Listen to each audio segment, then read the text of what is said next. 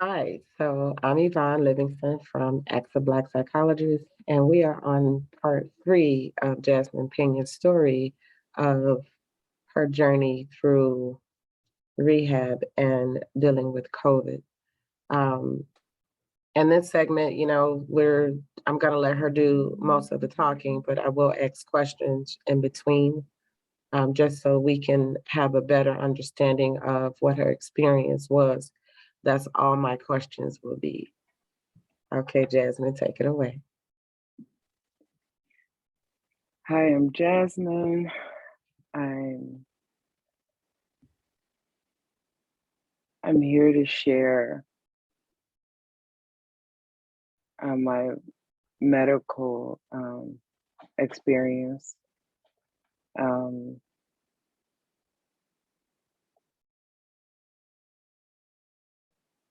to continue on from our last video, we were in. I was still at that point in the hospital, and the neurologist did say that he couldn't help me, and as the days went on, it went into more um, therapy. They would come to my room, my hospital room, move my legs for me, just maintain mobility as much as they could because of the level of pain that I was in. Um, at that point, it was already discussed that I would have to go into rehabilitation, so that whatever was causing my back, my spine, my disc, the nerve pain that I was experiencing, as well as my muscles. Um, it was discussed that I would be on my road to recovery.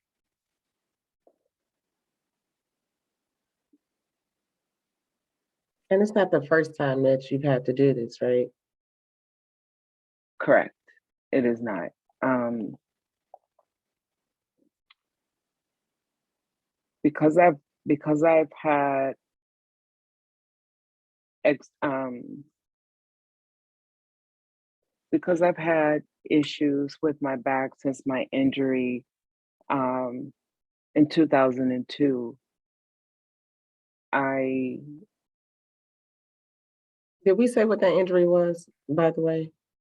Yeah, it was a herniated disc. Okay. It was a herniated disc, L5S1 level, that affected my right leg, which would later become CRPS. We'll go into that, we'll go into that at a later time. But CRPS is chronic regional pain syndrome. And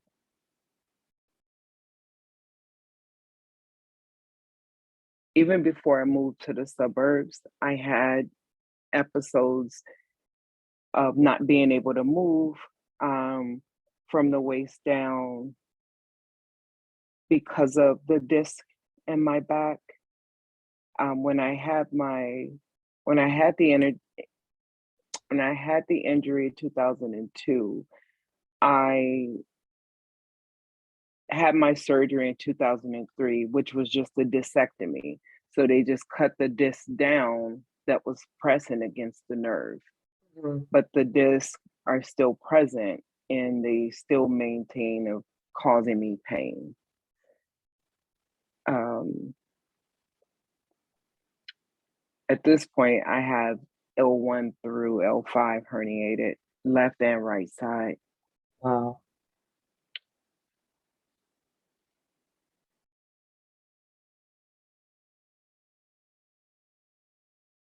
When I when I went into rehab, which was a skilled nursing facility in Arlington Heights. The former name was Transitional Care. It is called Health Bridge now. Okay. A very familiar place to me. Excellent physical therapy, excellent occupational therapy.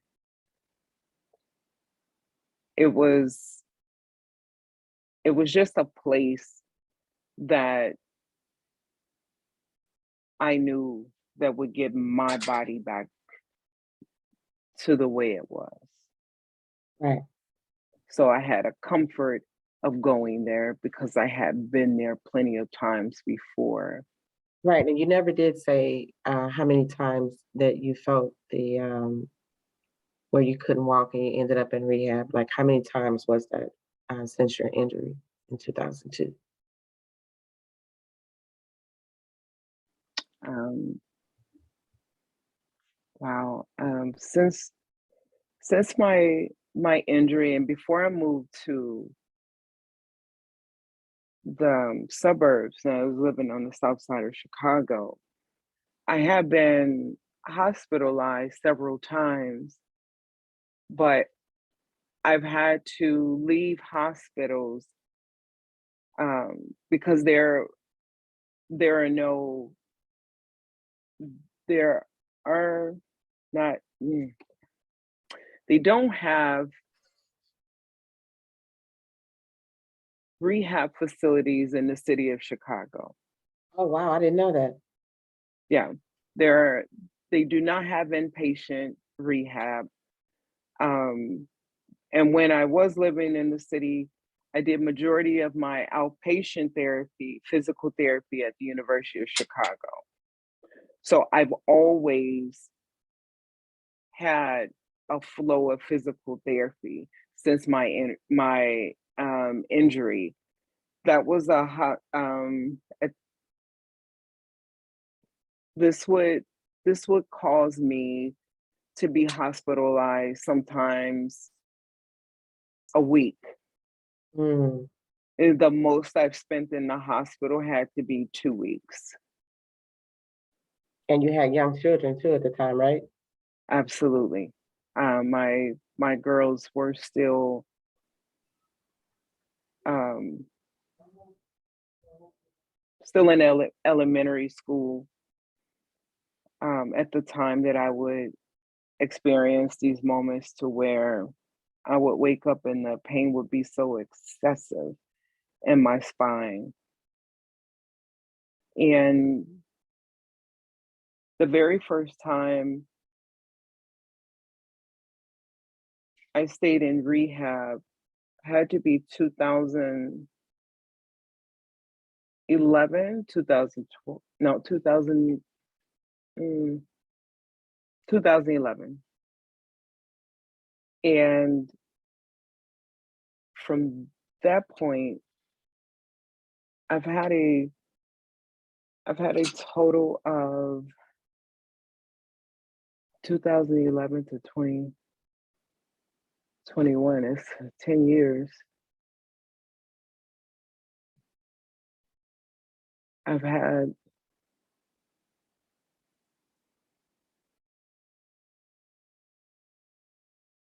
I've had 10 years. Correction.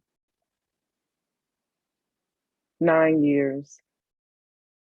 2019 was the first year I was not hospitalized and I didn't have to do any rehab.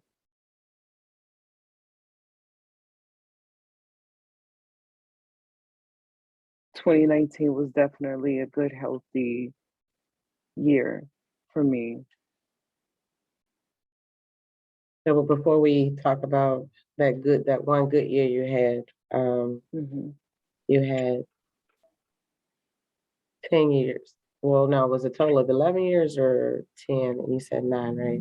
So the Yeah, nine the years mhm, that you had to be in and out of the hospital and in and out of mhm, rehab, that's mhm. really not a good quality of life. Right. especially with, children. And this started when they were young in elementary school, Mhm. and now they're adults. So what you went through, they also went through, and Oh, yeah. which makes this even more challenging, right? Oh, absolutely. Um, I had to when I first got injured and my girls my girls were very young, but because it I lived on my own with them, I had to teach my oldest how to cook at a very early age because there were times I couldn't stand in my own kitchen. There were times to where all I could do was slide myself across the floor, Mhm. um, or even attempt to crawl. Um, the foods, I showed her how to maintain everything in the lower cabinets so it'd be accessible to them so her and her sister would be able to eat. Um, a lot of responsibility fell on my my oldest because my youngest she wasn't even in she wasn't even in kindergarten yet. Mhm. So that's just how young they were when I got injured. And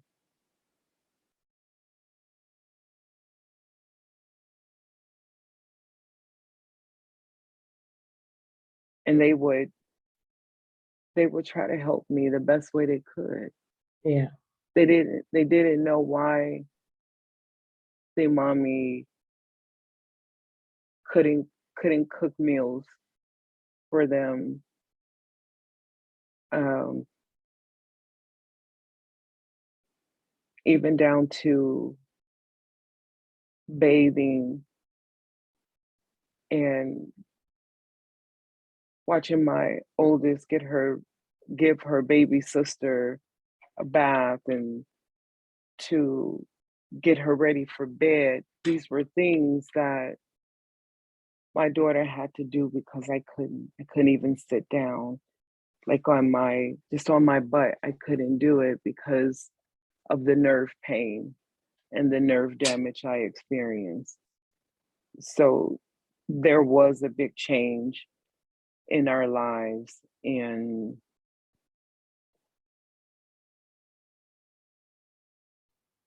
So she became a mother, she did.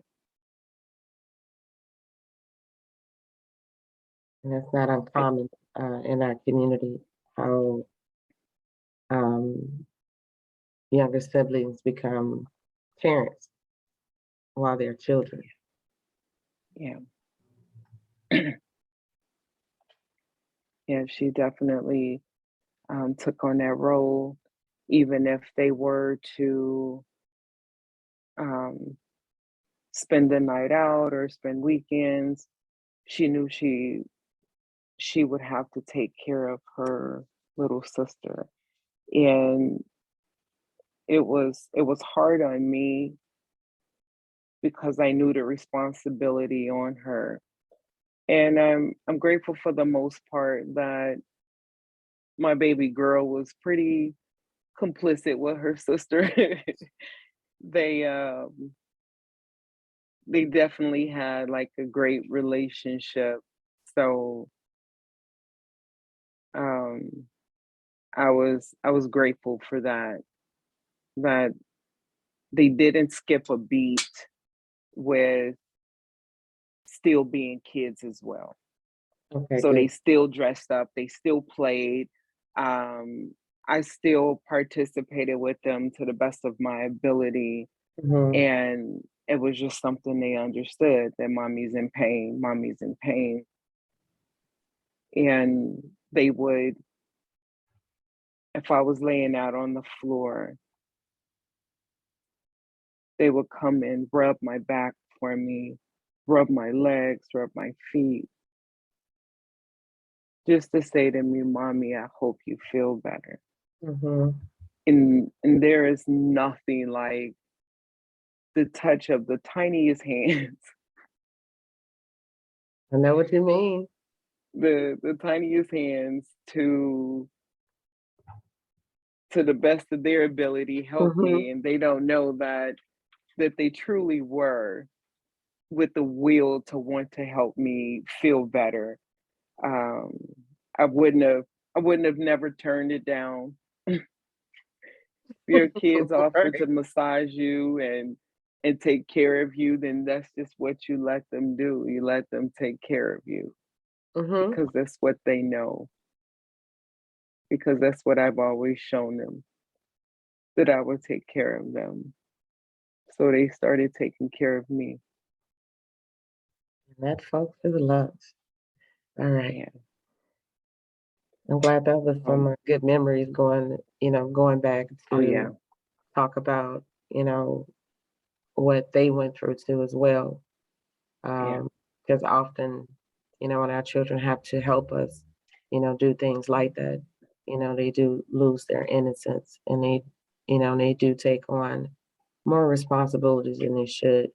And it does Hmm. advance them a whole lot more than, Yeah. say a child would have, what we would consider, Western society as a normal childhood. But in our Hmm. communities, it's often where my oldest sibling takes care of a younger one in more than just a big brother, big sister capacity. Yeah. Um, so, let's clear that too, because then people Yeah. might say, "Well, oh, that's good. They're supposed to," but when you're taking on a lot more of the duties than what a parent would be doing, Yeah. um, in your case, you're sick, but in other cases, there are parents who are working, or they Hmm. have other things going on in their life where an older sibling does take over, and it Yeah. does create, tensions and childhood trauma later. But Yeah. that's something completely different from our conversation, and we'll table this for a later date. But Yeah. going back to you now to rehab, and what Hmm. that was like for you being in the suburbs, it was a lot different than being in the city, because you said that in the city, you couldn't, it was always outpatient. Yeah. Yeah. So There that's was no inpatient, and the rehab facility. And once I got there, they were ready. They were prepared to.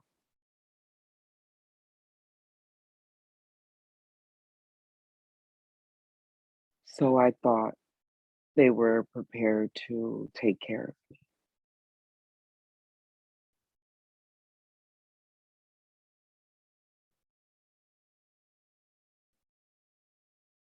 When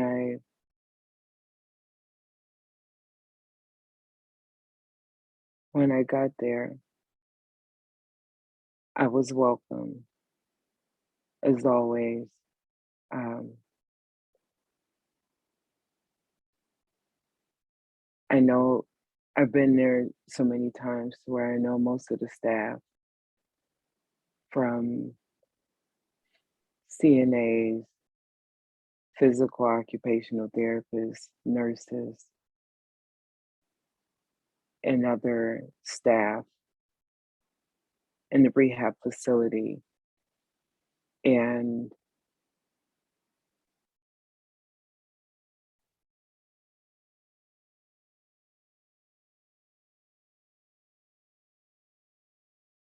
when I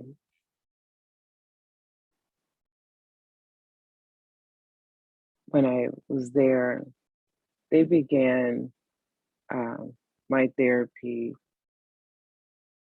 my physical therapy and my occupational therapy. My my team, they were great. I can't say great. I can say excellent.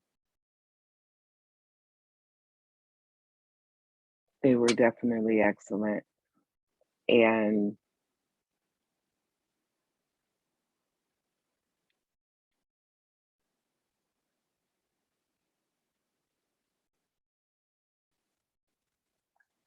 for the month of November, my physical therapy had to be interrupted because I had to have a surgery November 19th of 2020. I had to have a hysterectomy. I had stage 3 endometriosis. And I had an ablation back in 2015 because I had polycystic PCOS, polycystic ovarian syndrome, to where cysts would grow on my ovaries, and my hormone levels were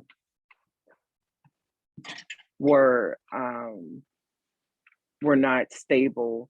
So it would go up and down and would cause my menstruals not to be regular. And because I have a blood clotting disease called Leiden factor 5, they Oh no. couldn't control my menstrual with hormones and things like that. So they did the ablation so nothing else would grow. I was having cysts and polyps and things growing in the uterus, things that was causing me pain. And in 2019, I started having painful, what I thought was menstruals. And it came every month as if my body was behaving like I was having my monthly. And that wasn't the case. That was a sign of the endometriosis getting into a worser stage. Mm. And what it was doing at the same time, it was causing lesions in the cervix and the uterus, and then and when they removed the uterus, I had lesions behind it. Um, I still do have both of my ovaries. Okay. The right one is stage 3. They didn't want me to instantly go into menopause, and that's why they left my ovaries. It is something that they keep an eye on, or things that, any changes that I will let them know. But the surgery was definitely successful. It definitely took away that pain Mm-hmm. that I felt. Like it was just a constant pain on top of what I was already Mm-hmm. feeling. Mm-hmm. Mm-hmm. And As I say, you had a lot going on, with yeah, the disc, and then your endometriosis. yeah, Um, and yeah. that actually is something that runs in our family that I didn't know of until, some of them started talking about it, which is, Hmm. good when our families discuss, their medical histories, because then that's something that we can tell doctors, because when we don't know and, they're thinking that this is the first case, it often sometimes Hmm. get dismissed as, Hmm. it's an anomaly, but it's actually happening to multiple women in our family. Yeah. Um, because it can cause sterilization too. Oh yeah, So, definitely. And and before we move on to something else that mhm, I like you to discuss, that Leiden Factor 5, mhm, what that is and how that plays into, everything that's around you actually, because it's a blood disease. yeah.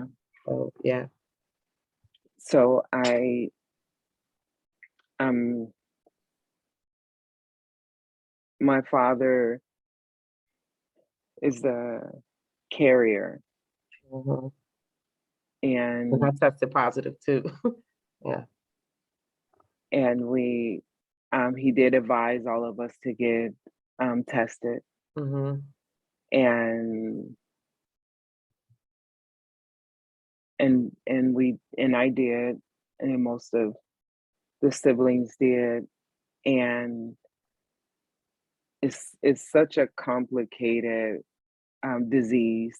Like you say, it does interfere with absolutely everything, because Hmm.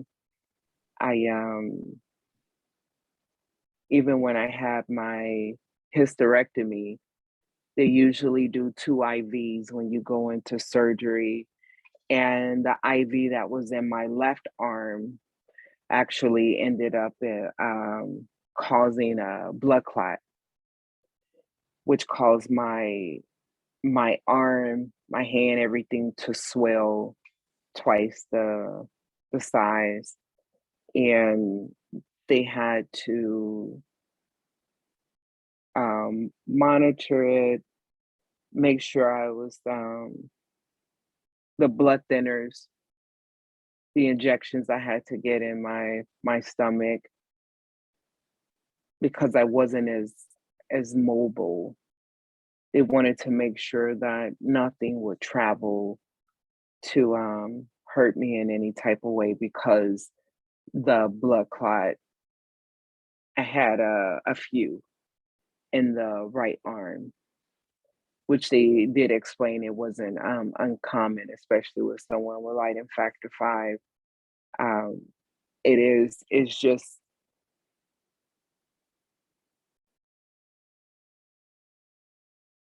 it you it teaches you just how delicate the body is.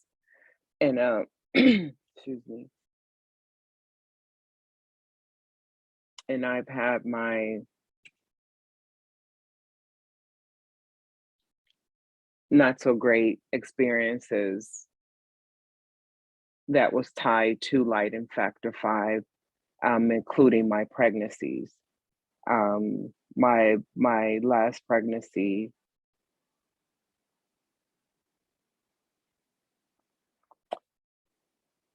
was was very hard on my body because of light and factor five. But at that time, they had no way of testing or even checking for it. Um, I was very grateful that I was able to eventually have natural childbirth for my with my youngest, because it is known that having light in factor five and having a high risk pregnancy, because my pregnancy was high risk the entire time I was pregnant with her. Um, I have a question before you finish. My question for you is: did you just say that they couldn't have tested you for Leiden Factor 5 when you yeah, were pregnant? Do you know why that may have been? they didn't have. I was told by a doctor that in the 90s they were not well equipped to test for light in factor five. Because I'm wondering when Dad may have been tested for Leiden Factor 5 because he said he's been on Coumadin for over 20 years. Um, and I know Drea is, how old is she? She is 24 now. Okay. So that's interesting. because then I'll look up the history of the disease and see Mhm. when it was first discovered, because it's usually a European disease, blood disorder. Mhm. They usually don't Mhm. see it in African Americans, because my daughter has it as well, Mhm. and Yeah, she's my been oldest have experienced it. it. hmm And so I'm closely following and monitoring her health, to Yeah. see what the hematologist tells her, because Yeah. I was told not to worry about it, but when my daughter has these blood clots, she can't move. It Yeah. hurts. Yeah. So and then we also know that blood clots can kill you. If Absolutely. they go undetected. So Mhm. someone telling me, for instance, I didn't have to worry about it because that's what my doctor said to me, um, Mhm. and to do nothing. So I'm not sure what to do because I know some of you all take aspirin. Um, Yes. Take so a daily aspirin mhm, 325. yeah. And yes, I was advised that that is something I will have to take for the rest of my life. hmm So so I just see discrepancies when we all have the same disorder. How it's being treated, what's being told, and and then as far as testing, that Yeah. that goes as well. And Yeah. so we do have to be careful, too, when we having children. And Yeah. thanks be to God that nothing happened to me because I bust out six of them. Yes. It's a blessing when you don't even know, Yeah. what's going on inside of your body, Yeah. that these things are still being covered. Yeah. Definitely. And I was told um, after I had my youngest, um, that I shouldn't have any more children. That is what the doctor said to me. Um, he didn't give much detail to why. Um, I do know that after I had my youngest, I was having, of course, after you have a baby, you have blood clots. And And then they want them and small that's enough to just the see it body, passing. Mm-hmm. right? And mine were the size of a fist. That happened to me after my second child. I was bleeding internally, and had the nurse not came to check on me, and she pressed in my stomach and it came out, Yeah, she alerted the doctor and saved my life. yeah.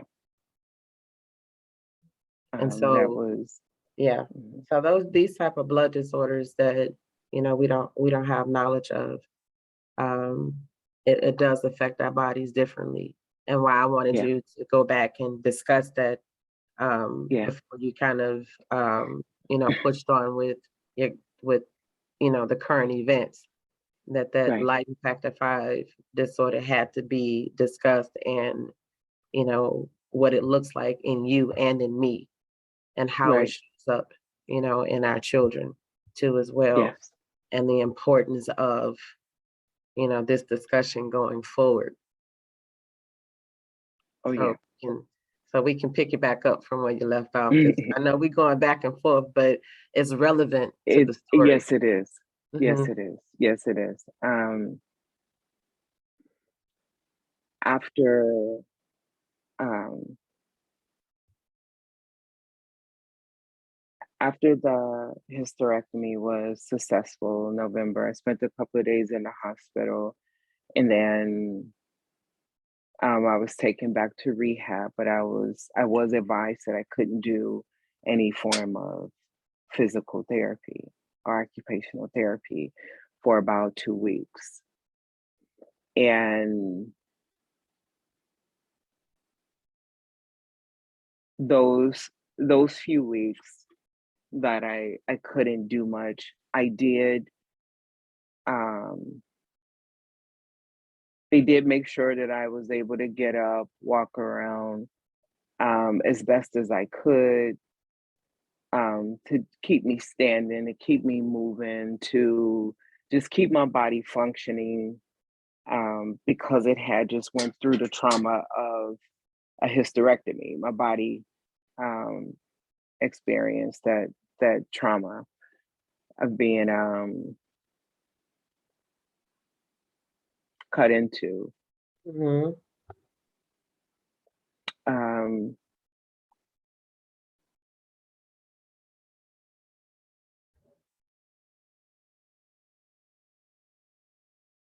Soon after my 2 weeks was up and I was cleared to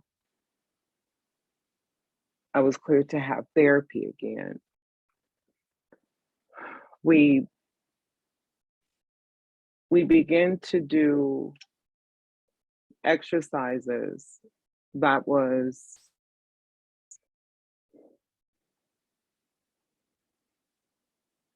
very slow pace, just getting me back, easing me back into where I was. While inside of the skilled nursing facility, Health Bridge,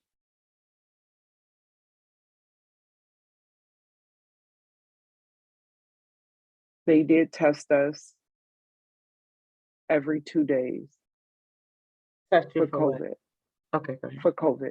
Okay. And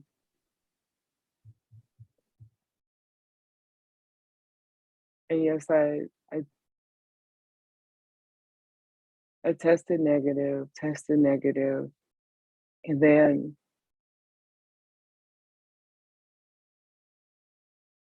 I started noticing a swelling in my eyes.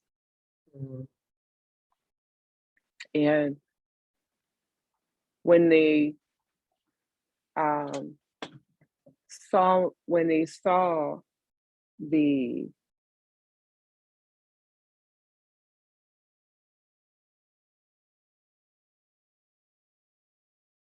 when they see my eyes, they, oh, that's just pink eye, is what was said to me. And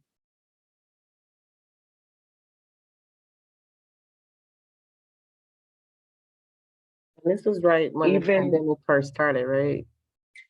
no, the pandemic started the From beginning March. of the year of 2020.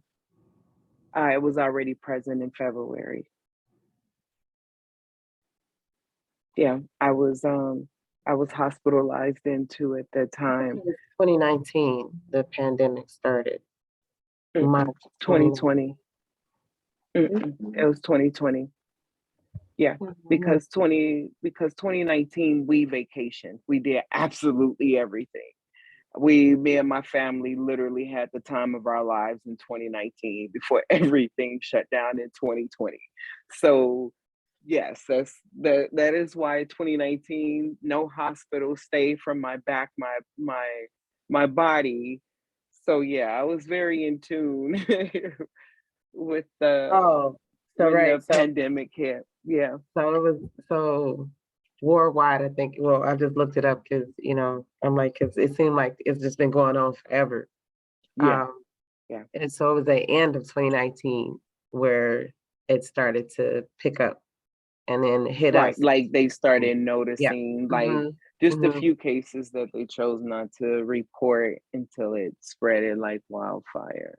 Yeah, exactly. Yeah, So, and our stuff started getting shut down March of 2020. I remember now. Okay. correct, Okay. correct.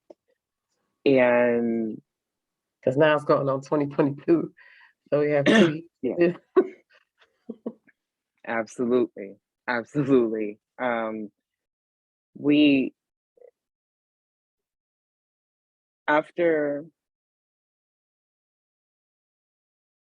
after a day or two, my right eye was so swollen, it was it would close on its own. I literally looked like I had been abused. That's how swollen my eyes were. And I never received anything for it. No doctor examined my eyes. And you got It pictures was too, right? it was very visible. Absolutely. I have pictures because I wanted to make sure that people seen what I seen. Mhm. You have to And yet document it your was, own you yeah, have to document your own self. yeah, And I'm so grateful that you did, because that's yeah, one of the things that I was telling people myself, when it first hit, that because there isn't much research on Black people, in the medical field or in psychology, that what happens to us physically and mentally during COVID is very important for us to yeah, tell our stories because they have no data on us. You know, they know what right, COVID is going to do to us because of the conditions that we live in.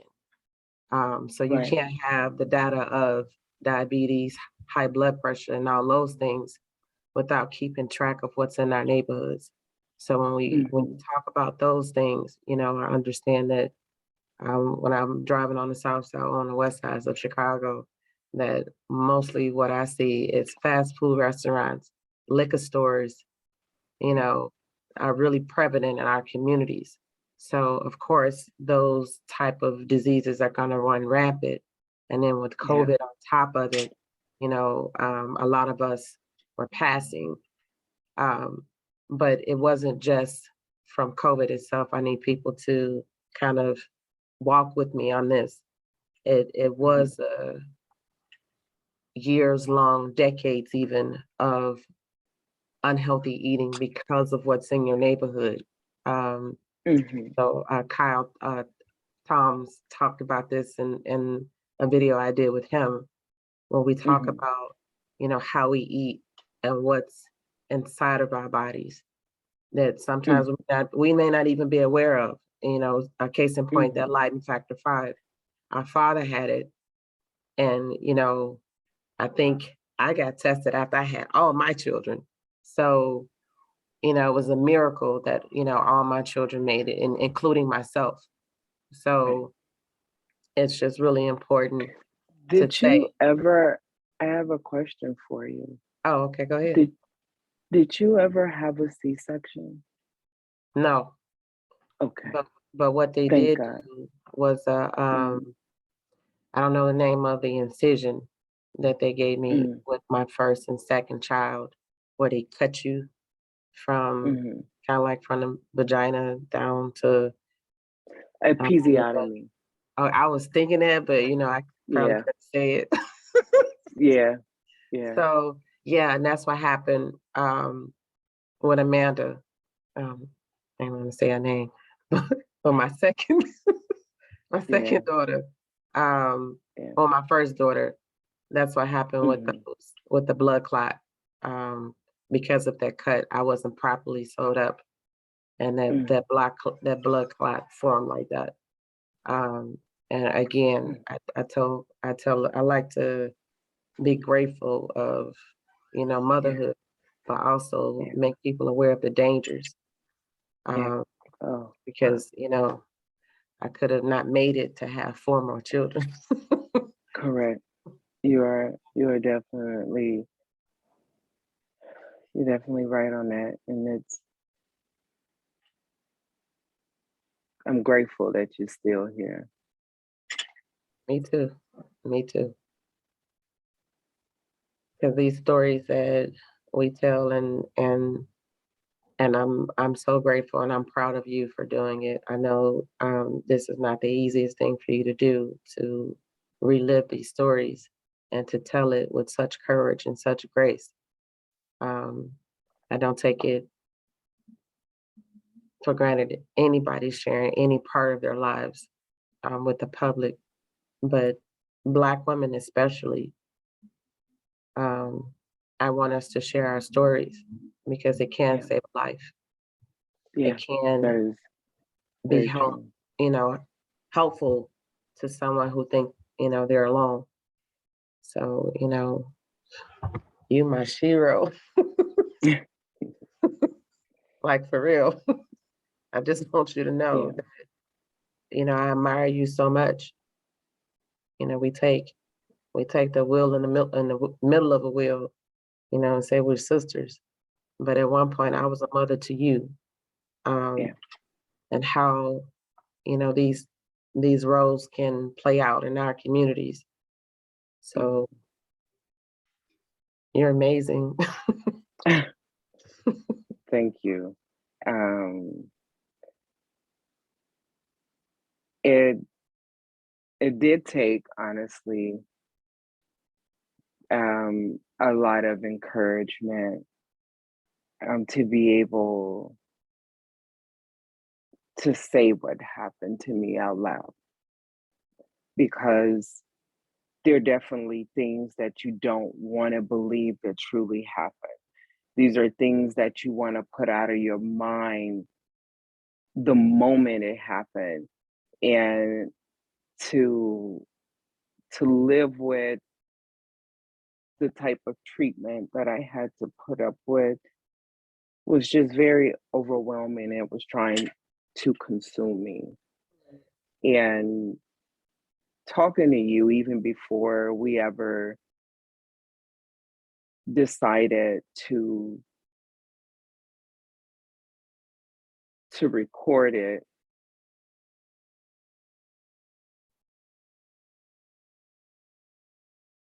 it began to it just began to isolate me. Like I felt like I was shrinking, Mm, because it stood over me so tall, so high.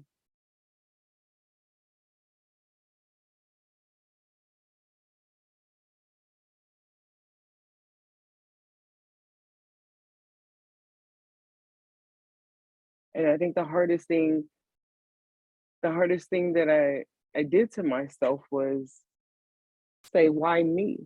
You know? mhm.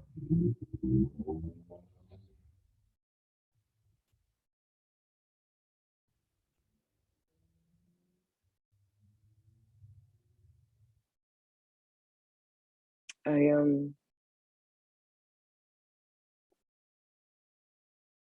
I'm grateful for the space that I'm in,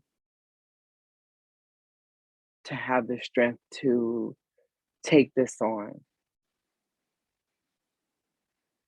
because I had to get tired of it knocking me down, and that's what it was doing. It was knocking me down. And I get it, my legs are weak, I,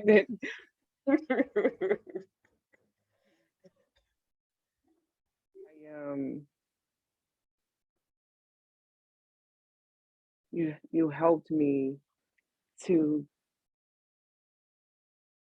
get my voice. Okay, wait, I don't have a makeup person if I start crying, okay? So no, You know, don't do that to me. you have to understand what God meant about putting on the full armor of God. And He provide all things, in your armor can come in multiple ways. And Yeah. you are a part of that armor.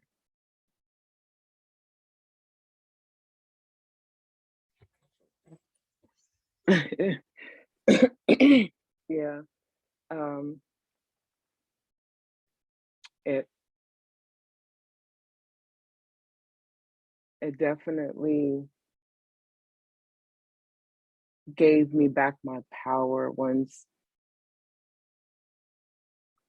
I started the the videos, and then the very first one that we had done. I was more afraid of making other people sad. Mm, Like I didn't want to do that because of how horrible my treatment was. And I'm like, I know I would bring someone down if I shared this. I know if I, this is what I was doing to myself that was causing me to create this bubble I didn't want to be out of. It was my safety. mm. Everything I thought created this barrier around me that I was using for protection. And it wasn't truly protecting me. I know that now. It was just, honestly, I can say it was holding me back and it was holding me down. I felt like it was protection because no one knew. So I was protected from sharing, and then other people were protected from, in my mind, sadness, you know? Um, But there's power in our voices and there's power in our stories. And the more of yeah, us that stand together and tell it, we can change some things. We can change narratives because there's no reason for Black women to die. There's no reason for Black women to not be believed. When you go into the doctor and you tell them that you're having a problem. No one lives yeah, inside our bodies but us. yeah, And just because it doesn't look like, you know, what it should look like. Because when we mentioned light and factor five, people looked at us like we was crazy. Why? yeah. Because it's a European disease, blood disorder. It doesn't really happen to African Americans, right? And so Mhm. when you stand up though and you advocate for yourself, it does make a difference. But what I find sometimes when we share our stories, and I've shared with you too, that Mhm. when we go to the doctor, we're not believed. And for me, when no one believes me, I won't go. I'm like, what's the purpose? Right, right, And me right. going to talk to you and you're not going to do anything. What you're going to do for me, I could have did at home. And then I get this damn doctor's bill. I mean, I'm sorry. I get this No, doctor's bill yeah, and, yeah, it says that you've done all these things and the bill is astronomical. yeah. Even if my insurance does pay it, I'm looking at this bill like, you know, I didn't even get this type of treatment. You know what Right. I'm saying? The Like this, amount that this you bill charging say me. I should Mhm. have gotten some real treatment, Mhm. and it doesn't. So I'm just saying, people's words and actions should match up. The quality, Yeah. the amount of money we spend for medical care here in the United States of America, there shouldn't be any horror stories, like none, because we've received quality care. You pay for it, Mhm. and I know there are some people that pay even more, out of pocket, or Mhm. Oh because they yeah. get some top notch treatment, because they're rich. Um, then they can afford those great doctors and those tailored treatments because that's Yeah. what that's the new those are the new studies these days. They Yeah. really do take your blood and do something specific. Did I say that right? Um, Mhm. to plan out a treatment for you based on your DNA. So Hmm. that type of tailored treatment that works a lot better than them doing some herd stuff and saying that since it worked for this many people, then it should work for you. But in most cases, they don't try this stuff on African Americans. So we don't know what's going to work for us Mhm. because they don't have, uh, test subjects. Um, and because, I just, I ain't go to a doctoral degree, but, I did have my life to look from. They don't really do Mhm. studies on Black people because nobody asked me to participate in nothing. Right. Um, and so as a social scientist, I'm studying these things and you're looking for this information. And, they'll blame Black people for not coming to say, hey, pick me, for this demonstration. But Right. if there's no trust, how can we say pick me? Because I'm definitely Right. not a pick me. And I know that, this community, the medical community, is harmful. It I can can't be. Yeah. overlook that. Yeah, I can't Yeah. overlook that because that's my life. My Yeah. self-preservation will kick in, and you do have to be um, mindful, I'll say, or I don't even, sometimes I don't know what to say, what you should be when you have anxiety about going to the doctor, Yeah. and what they're going to be able to do for you or not be able to do for you based on, Right. previous treatment. Yeah. Yeah.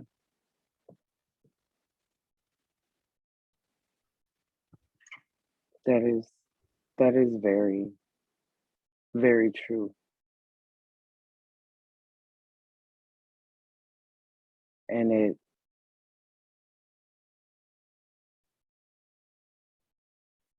we don't,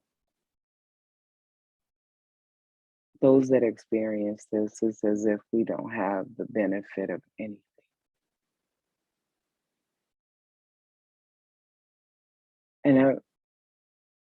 And some Black people never experienced it. I get it.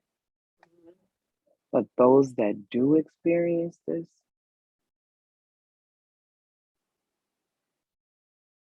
like,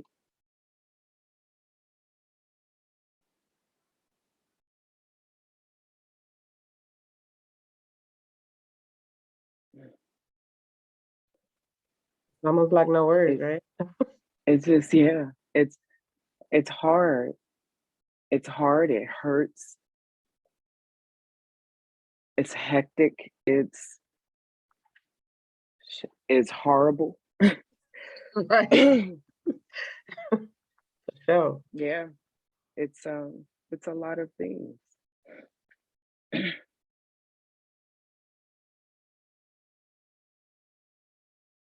even when I share with other people about the care, it's like they look at me. And these are usually white people I associate with. Oh, I would have never. Oh, they could have never. Yeah, and they probably wouldn't. But for me, they did over and over again. yeah.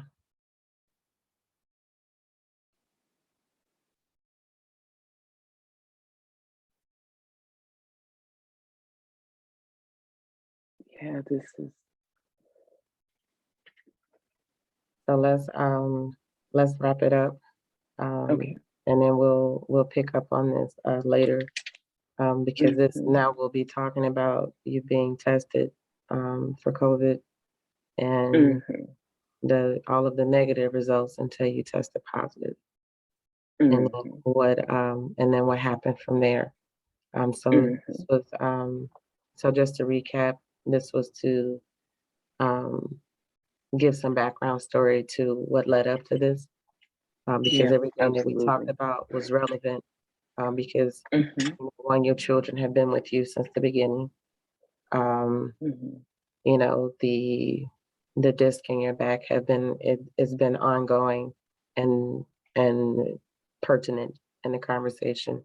The blood disorder Hmm. is also pertinent in the conversation, and also the surgeries that you had afterwards was also relevant to what it is you're going to be discussing.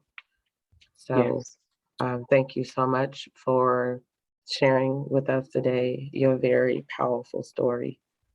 And thank you for allowing me to ask you questions and to share part of my journey with you, because I've been with you since absolutely. the beginning. Absolutely. You definitely um,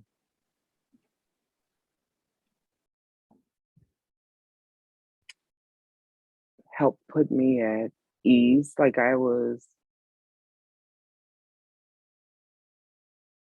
I was so worried about making you cry. I didn't want to because of how horrible it was. And I didn't want my family to feel that, and and then yet you took it and you felt more determined to do this. You felt more and more driven. Like me telling you my story gave you a reason, a push, a shove, whatever you want to call it, for me to share this. You've always said to me that I control the narrative, that no one gets to say what happened in my life but me. Baby, listen, that's it. When they told me in school, Professor Ivan Arenas said to me, Ivan Arenas, that's his name. He said, "You're Mhm. the expert on your life." And he said, if anybody tells you different, you tell them to come see me. So, but thankfully, nobody ever told me that so far. So the minute they do, I will point them in his direction because these are our experiences. What we've done in our lives, it matters. And what you've experienced in your life, it matters. You're not a number. You're not just a box that to be checked. You're a human being. More importantly, you have a soul. So, these things are relevant to living a human existence here on earth. So you testifying and telling your story is very, very, very important to so many other women, because now we can kind of broaden this out a bit, right? Um, you are a Black woman, and that's why you're telling your story. However, other women have experienced some of the things that you say. We're not trying to exclude anybody, but to include Black women in on these conversations and for us to feel validated and seen when we go through diseases that they say only affect European people. We are here. And, just our last name. You're muted, by the way, if you're trying to talk. My last name is Livingston, and I Our found out it's Irish. So 23 and our me. So we'll be discussing that real soon. right, right. I feel like too, um that it's giving a voice to the voiceless. It's giving a voice. It's giving, definitely, I shall say, a microphone. You couldn't resist. Oh, girl, of course you can't. Um, it's it's just very encouraging, and I didn't think that I was gonna have that strength to talk about it honestly. And I'm so grateful that you were the one to help pull me out of where I was mentally, because I was drowning. Yeah.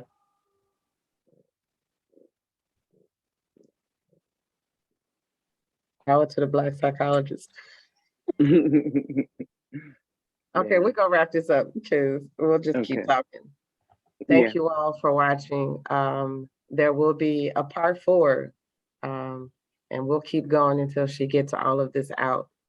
And hopefully, we'll have more people tell their stories. And with that, we'll say until next time. Until next time. Say bye, monkey.